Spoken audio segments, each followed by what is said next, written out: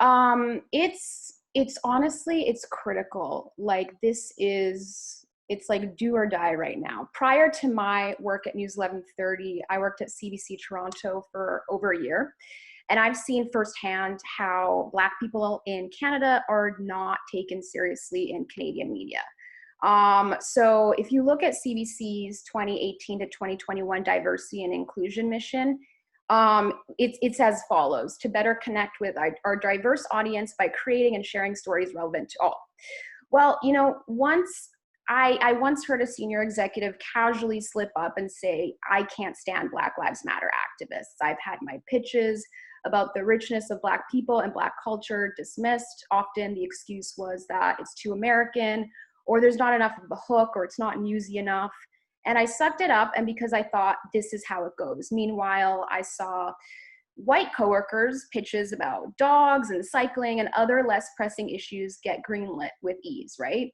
And so I looked at the second diversity and inclusion mission at CBC, and that's to foster an inclusive culture where everyone brings value through their uniqueness.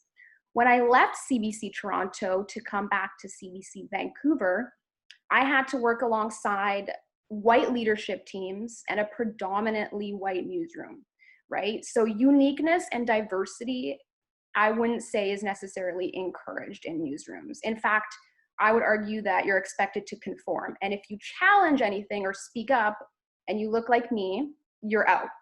I once sat in a news meeting where senior producers were talking about how to cover a story about racism at Lord Banks Secondary. A white student made a video about wanting to kill all Black students at the school. None of the producers wanted to touch that story. I spoke up, they empathized with the white student, and eventually did the story because other news outlets did it too. So this was last year. So I'm looking at the third diversity and inclusion mission. It's to actively recruit and develop and retain diverse talent, and that is representative of Canada, right? So why is CBC Vancouver unable to retain more than 2 Black journalists at a time? Like, this is a very important question for the public broadcaster. Why do Black journalists keep leaving?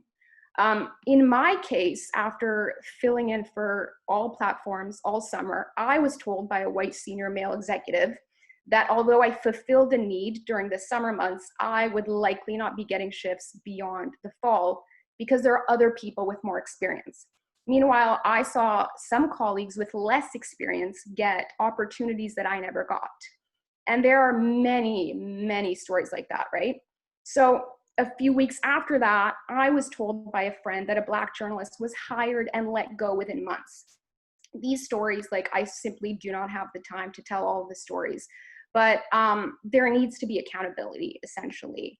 My friend and colleague, Amani Walker, spoke out after Wendy Mesley used the N-word in a story meeting.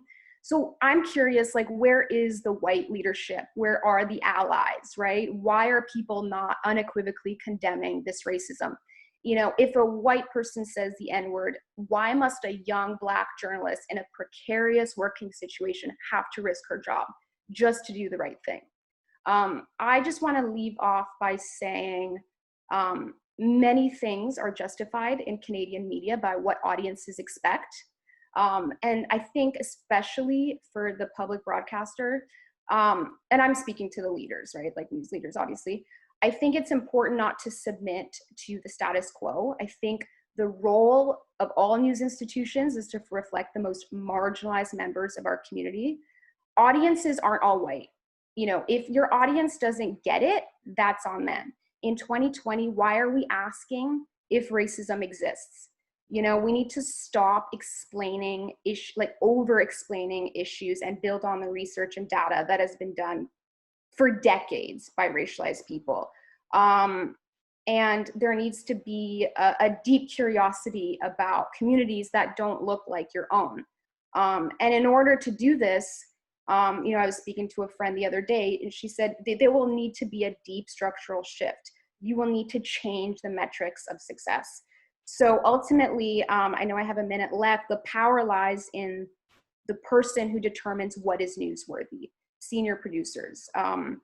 we know that there's a lot of Black and brown people in front of the camera, and that's great, but the decision is ultimately, like all the decision makers are white, right? So we need Black people in those senior roles. We need leaders who are ready to dismantle a system where someone like Wendy Mesley feels comfortable enough to say the N-word, right?